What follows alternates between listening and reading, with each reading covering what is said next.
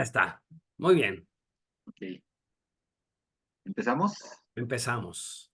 Buenas tardes, bienvenidos a esta pequeña ponencia. La ponencia es vuelo seguro, domina las reglas del reglamento del aire, tiene la finalidad de difundir información con respecto al control de tránsito aéreo, principalmente para que la gente se interese en convertirse en controlador de tránsito aéreo, que sepa cuál es el ámbito de aplicación de la profesión y que sepa de alguna manera muy somera, muy superficial, pero bastante práctica, de qué se trata el control de tránsito aéreo. Ok. Las normas de convivencia para efectos de esta pequeña ponencia es quien guste tomar nota, por favor pongan sus celulares en modo silencioso y procurar no interferir con la ponencia. Quien desee puede retirarse al baño sin notificarlo. Y quien tenga intención de participar, pues levanta su mano y se le da la participación. El objetivo. El objetivo es que los participantes conozcan eh, la forma básica en que los servicios de tránsito aéreo se emplean y de qué manera se utiliza la reglamentación, específicamente el manual que vamos a abordar, que es el que tiene las mayores generalidades del tema, es el del reglamento del aire, y vamos a ver un poquito de su importancia y su repercusión. Ok, el reglamento del aire. El reglamento del aire es un manual que está editado por la Organización Internacional de Aviación Civil, la OASI. En este manual se abordan específicamente los siguientes temas con respecto a las operaciones aéreas. ¿Qué? Pues los vuelos, ¿no? De los aviones. ¿Quién? Los actores que intervienen en estas operaciones, pilotos, controladores de tránsito aéreo, despachadores, meteorólogos. ¿Cómo? ¿De qué manera se lleva a cabo una operación aérea? eh, ¿Dónde? En qué territorios? Aquí nos vamos a abocar específicamente en nuestro territorio, en el país, de manera que vamos a verlo específicamente en lo que se refiere a México. Bueno, por principio de cuentas vamos a definir que las operaciones aéreas, los vuelos, se pueden llevar a cabo bajo dos tipos de reglamentación, los vuelos BFR y los vuelos IFR. ¿Qué son los vuelos BFR? Con respecto al acrónimo, el BFR es Visual Flight Rules, que son los vuelos en los cuales los pilotos navegan a través de referencias en el terreno, es decir, tienen que tener la visibilidad clara hacia donde están volando. Por esa razón, los vuelos visuales se llevan a cabo de día, porque para que con la luz del día los pilotos tengan referencias en el terreno, es decir, vayan viendo ciudades, elevaciones, vías férreas, poblaciones, lagos, ríos, volcanes incluso, que les puedan permitir saber eh, cuáles son los puntos que tienen que ir checando, que tienen que ir verificando, que están cruzando a lo largo de su ruta. Estos vuelos generalmente, no es mandatorio, pero el uso y costumbre nos indica que son para tramos cortos porque sería muy desgastante que en un tramo muy largo, por ejemplo, en una ruta de Tijuana a Mérida, los pilotos vayan checando tantos puntos de referencia en el terreno, ¿no? Y generalmente son para aeronaves pequeñas o con finalidades muy específicas, ¿no? Vuelos de reconocimiento, vuelos de fotografía, en fin, y son generalmente empleados por aeronaves de baja performance, es decir, aeronaves pequeñas y aeronaves lentas. En general, a eso se refieren las operaciones BFR. Y los vuelos IFR, que el acrónimo significa Instrument Flight Rules, son los vuelos en los cuales los pilotos navegan a través de los instrumentos que tienen a bordo en cabina. Es decir, no necesariamente tienen que ver las referencias en el terreno, les sirve, sí, pero no es indispensable. Por lo tanto, estos vuelos se pueden llevar a cabo tanto de día como de noche, se llevan a cabo a mayores altitudes y se llevan a cabo incluso sin la visibilidad externa, es decir, pueden estar volando entre nubes y no necesitan tener los pilotos la referencia del terreno. Desde luego, los vuelos instrumentos están diseñados para que el vuelo se lleve a cabo con toda seguridad con las rutas que ya están verificadas que nos permitan mantener la distancia con el terreno y con otros obstáculos, ¿no? La diferencia también entre los vuelos visuales y los vuelos por instrumentos radica en que los vuelos visuales puede ser que haya un tramo del vuelo, una parte del vuelo en la que podría no estar en contacto con una dependencia de control de tránsito aéreo. Es decir, cuando una aeronave despega de un aeródromo, de un aeropuerto que es controlado, en esa fase del vuelo sí va a estar sujeta al control de tránsito aéreo, pero posiblemente a lo largo de la ruta el piloto tenga la facultad de navegar por donde considere que es más conveniente para su operación y no necesariamente tendría que estar sujeto a la jurisdicción de un controlador de tránsito aéreo. En los vuelos instrumentos, por el contrario, los pilotos siempre están bajo la jurisdicción de un controlador de tránsito aéreo, siempre reciben el asesoramiento y el control para mantenerse en separación con otras aeronaves, con obstáculos en el terreno, y también reciben el asesoramiento meteorológico de donde pueda encontrar condiciones adversas, ¿no?, para la navegación.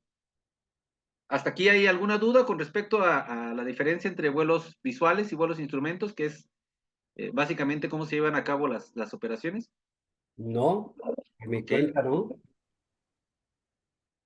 Ok, otro tema que es importante con respecto a la reglamentación y que los controladores tienen que tomar muy en cuenta es que las prioridades en el servicio de control deben de ser en el orden que vamos a desglosar aquí, que primero que nada deben de ser operaciones seguras, en segundo término se busca que sea ordenado y como tercer punto que es también muy importante, que sean expeditas. Hago hincapié en que este orden de prioridades debe ser seguido estrictamente en este sentido.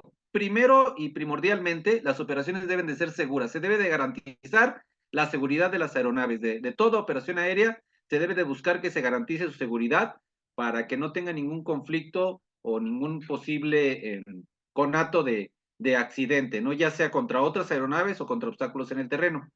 En segundo término, se debe de buscar que sea ordenado, es decir, que se siga una secuencia lógica en lo que se está haciendo para beneficio de la propia operación.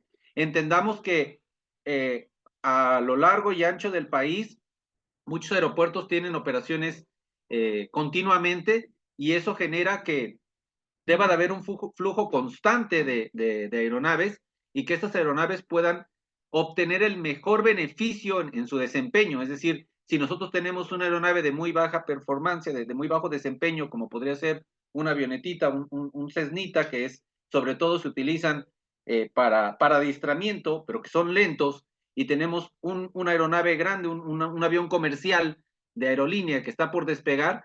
En ese sentido, trataríamos, en medida de lo posible, de que primero despegue el avión que tiene una mayor velocidad, un mayor peso, un mayor consumo de combustible, y posteriormente, para no demorar el despegue de esta aeronave, sacaríamos a las aeronaves con menor desempeño, ¿no? Se busca entonces, ese es un ejemplo eh, de manera clara para que lo podamos aterrizar la idea de a qué nos referimos con que el tráfico se maneje de manera ordenada.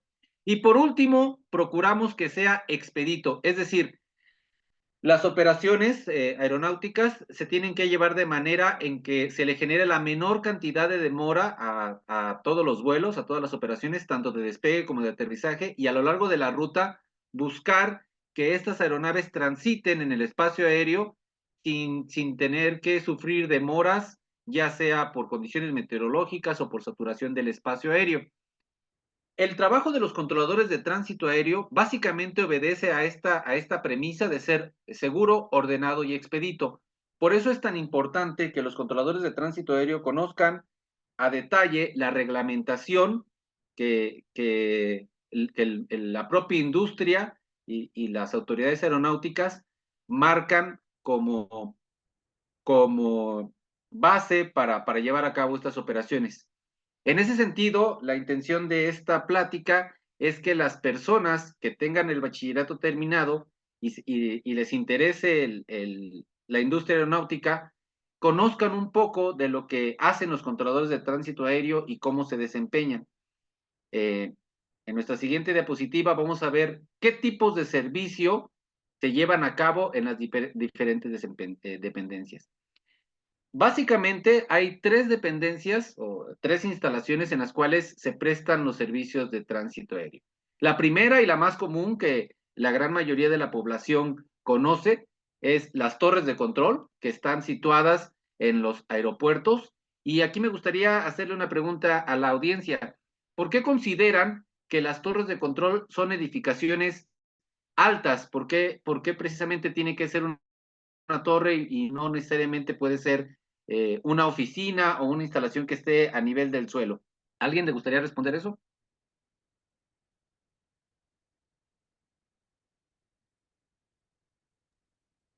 Sí, adelante, por favor, Pues, Antonieta. ¿Sí? ¿Se escucha?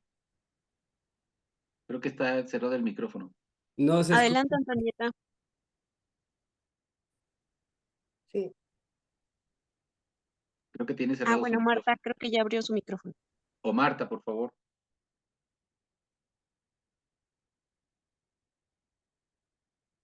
Ok, pues a lo mejor soy muy ignorante, no me queda muy claro, pero no sé si es por una mejor visualización y realmente dominan las pistas y dominan incluso una parte del espacio, ¿no? Aéreo. Desde luego que sí, muy acertada la participación. La Eso es lo intención que de se me que ocurre a las... mí. Sí, desde luego, acertado.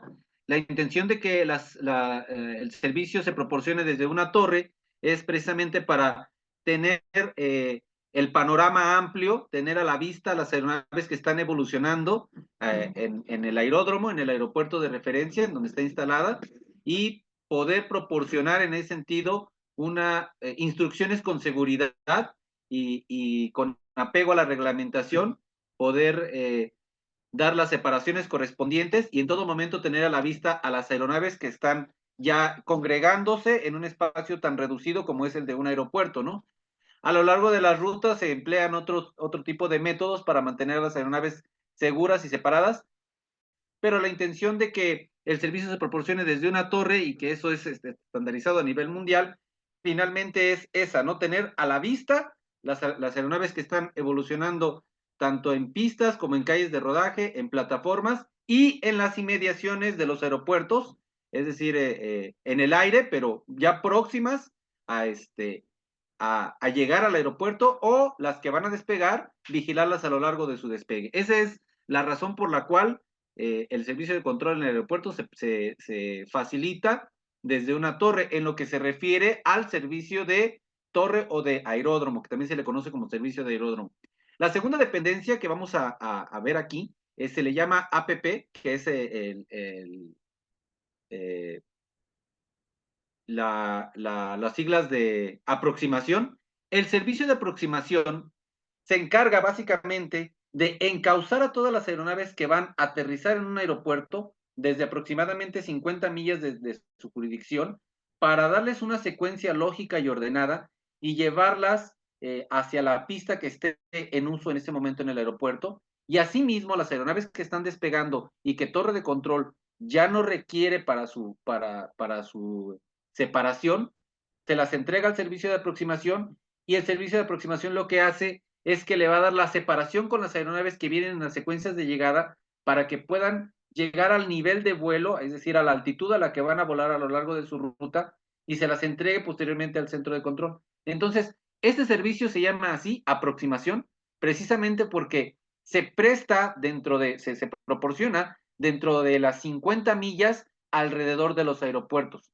Entonces, hasta este punto, entendemos que la torre de control generalmente se encarga de la evolución de los tráficos tanto en pistas como calles de rodaje y plataformas, los lleva hasta el punto en el que despegan y de las aeronaves que el servicio de aproximación le entregue ya próximas al aterrizaje, se encarga de separarlas, irlas secuenciando con las que van despegando y de esa manera se lleva una secuencia ordenada y segura en lo que se refiere a el tráfico muy cerca de los aeropuertos, ¿no?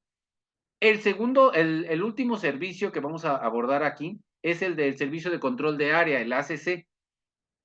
Este se imparte desde un centro de control. Los centros de control generalmente controlan alrededor de 200 millas de jurisdicción, y lo que hacen es llevar a las aeronaves a lo largo de las rutas, es decir, cuando ya están próximos a nivelar o nivelando al nivel de vuelo, a la altitud a la que van a volar a lo largo de las rutas, separadas y con una secuencia ordenada para que no colisionen con otras aeronaves en el aire y puedan transitar durante toda su ruta hasta llegar al servicio de aproximación del aeropuerto al que van a aterrizar.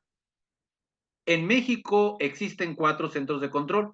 El Centro de Control México, que se encarga del área central del país; el Centro de Control Mazatlán, que se encarga del área del Pacífico y hacia el noroeste; el Centro de Control Monterrey, que se encarga del área del norte y el noreste; y el Centro de Control Mérida, que se encarga del sur y toda la parte de la península y el Golfo de México.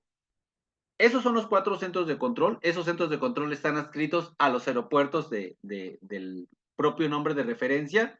El Centro de Control México está en el aeropuerto de la Ciudad de México. El Centro de Control Monterrey está en el aeropuerto Mariano Escobedo de Monterrey. El Centro de Control Mazatlán está en el aeropuerto de Mazatlán. Y el Centro de Control Mérida, obviamente, está en el aeropuerto de Mérida. Hay otras dependencias que no se mencionan aquí porque se crean a raíz de la necesidad que tenga cada aeropuerto. Aeropuertos que tienen demasiado tráfico, que tienen un volumen de tráfico elevado, como por ejemplo México, Cancún, Monterrey, Guadalajara. En la torre de control tienen otro servicio que se le llama control terrestre. Estos servicios, esta frecuencia, se encarga de las aeronaves que están en rodaje para no saturar al servicio de torre, que tiene la responsabilidad de aeronaves que están en el aire también. Se busca descargar un poco de ese flujo de tráfico para que haya un controlador que se encargue específicamente de esto. Pero cabe recalcar que no todos los aeropuertos cuentan con el servicio de control terrestre. En aeropuertos más pequeños, como por ejemplo el caso del aeropuerto de Morelia o el aeropuerto de Ciudad Juárez, o aeropuertos con menor volumen de tráfico, ese mismo servicio lo proporciona Torre en una sola frecuencia. Dentro de los servicios que prestan los controladores de tránsito aéreo está el asesoramiento en vuelo, está el servicio de alerta. Ese tipo de servicios son indispensables para que los pilotos tengan toda la información que les pueda afectar en el desempeño de una operación, ¿no? Básicamente, estos 3 servicios son los que mantienen a las aeronaves fluyendo, realizando sus rutas de manera, como lo mencionamos anteriormente, segura, primero que nada; en segundo término, ordenada; y en tercer término, de manera expedita. ¿Para qué? Para que la operación se lleve a cabo con los mejores beneficios tanto para los usuarios como para los prestadores de servicio. Es muy importante recalcar que las aerolíneas, en su interés de mantener el buen servicio a los pasajeros, buscan siempre evitar demoras, ¿no? En ese sentido, Control de Tránsito Aéreo, dentro de sus atribuciones, siempre trata de que, en medida de lo posible, haya la menor cantidad de afectación a los despegues y aterrizajes para que los pasajeros reciban el servicio que merecen, ¿no?